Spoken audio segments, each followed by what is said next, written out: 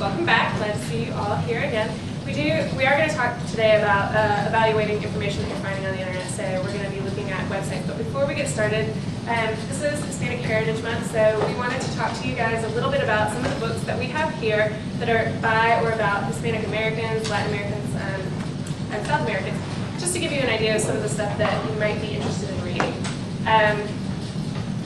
So the books that I'm going to talk about are all about magical realism. Magical realism is a way of writing that was developed in Latin America after World War II. And it's pretty cool because it's different from fantasy, which kind of creates its own world. Magical realism happens in the world that we live in. And it just combines realistic things with supernatural or magical things that happen, but they're treated as everyday kind of occurrences. So it's a really interesting style, and I hope that you guys will read some books in it and learn to enjoy it. The first book I want to talk about is Gabriel Garcia Marquez's 100 Years of Solitude. This is kind of the standard work in the field. It really kind of introduced magical realism as a way of writing. It's a very cool book. It follows the town of Maqueda from the time that it's founded to the time that it's destroyed. And it really explores the town through the family, the Linedo family that kind of founded it. So it travels throughout their history and through the love and marriages and deaths and tragedies, civil wars, civil unrest. But it also kind of follows Colombian history, condensed into a 100-year span. It's a very good book, and I highly recommend it. If you're not so much into history and politics, another book you can read is Bless Me Ultima. This is a classic novel. It used to be a banned book, so you might want to read it and see if you can figure out why you think it might have been banned. But it is the coming-of-age story of a 6-year-old boy named Antonio, who has a lot of conflict in his life. Magical realism often deals with conflicts in life. And this boy, he grows up in a Spanish-speaking home in New Mexico, but goes to an English-speaking school. And he has to kind of find his place. His mother's people are farmers. They've always lived on the land. His father's people have always been cowboys that were out riding the ranch. And he has to kind of figure out where he fits in and what he wants to do. And the summer that he's 6 years old, his grandmother comes to live with him. Her name is Ultima. And she's a healer, kind of a white witch. And she helps him figure out who he's going to be when he grows up. So if you're more into coming of age, this might be a good one for you. The last one I want to talk about is Like Water for Chocolate. This is one of my favorite books. It's more of a romance.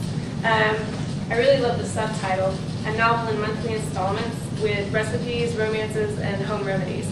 And it is broken into 12 chapters. Each chapter has a recipe at the beginning for each month. So for instance, this one is the wedding cake, and it has all the ingredients, and the ingredients and the directions on how you make the recipe play a vital role in the story. They're woven in and out through everything that's happening.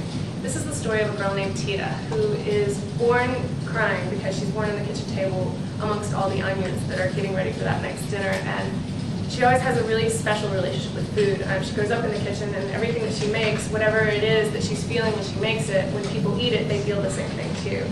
So it's very magical like that. And for instance, when she makes this wedding cake, her sister's marrying the guy that she's in love with, so she cries and her tears get on the frosting.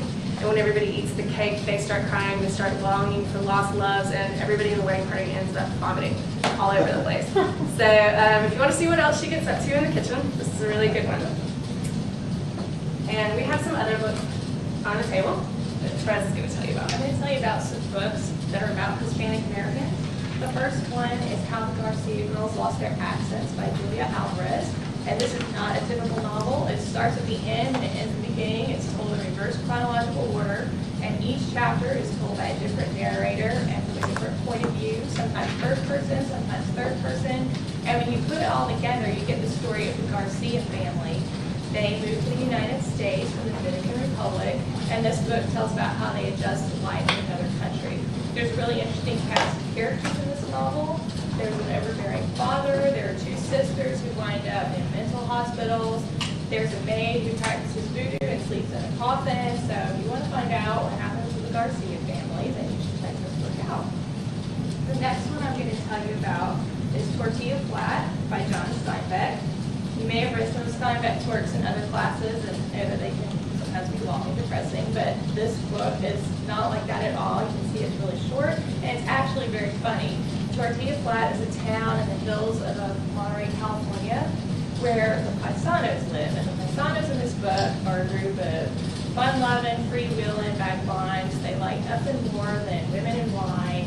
They don't own anything other than the clothes on their backs, and they all live together in a big house that one of the guys inherited. They have crazy adventures, often hilarious adventures. For example, the main character, Danny, tries to woo a woman by buying her a used vacuum cleaner. He doesn't stop to consider that there's no electricity in the town of Tortilla Flat where they live, but the woman doesn't care. She pushes the vacuum cleaner around, making the noise that it would make if it was plugged in. She pretends that she's vacuuming, and she brags to all her friends about her scooping machine. So if you want to find out more about what these characters do, then this is a good one to check out. The last one I'm going to tell you about is nonfiction. It's the true story of a woman named Marie Arana. It's called American Chica, and she grows up on 2 different continents and tells about how that affected her in this novel. Her mother is American and her father is from Peru, and she describes what it's like to be caught between 2 different cultures. The writing in this novel is really beautiful. I'm going to read you a little bitty passage from it. In this paragraph, she's describing the smells that she remembers from her childhood in Peru. And she says, "The corridors of my skull are haunted. I carry the smell of sugar there, the odors of a factory, wet cane, dripping iron, molasses bits are up behind my forehead, deep inside my throat. I'm reminded of those scents when children offer me candy for damp palm, when the man I love sighs with wine upon his tongue, when I inhale the heartbreaking sweetness of rotting fruit and human waste that rises from the garbage throwers' camps along the road to Lima." The rest of the book is just as beautiful. So if you want to find out what it really feels like to be an immigrant, then read this book. And we also have some short stories by women that involve magical realism, some other novels, some poetry. So if you're interested in this, feel free to come up, grab a book, grab a chocolate. We hope you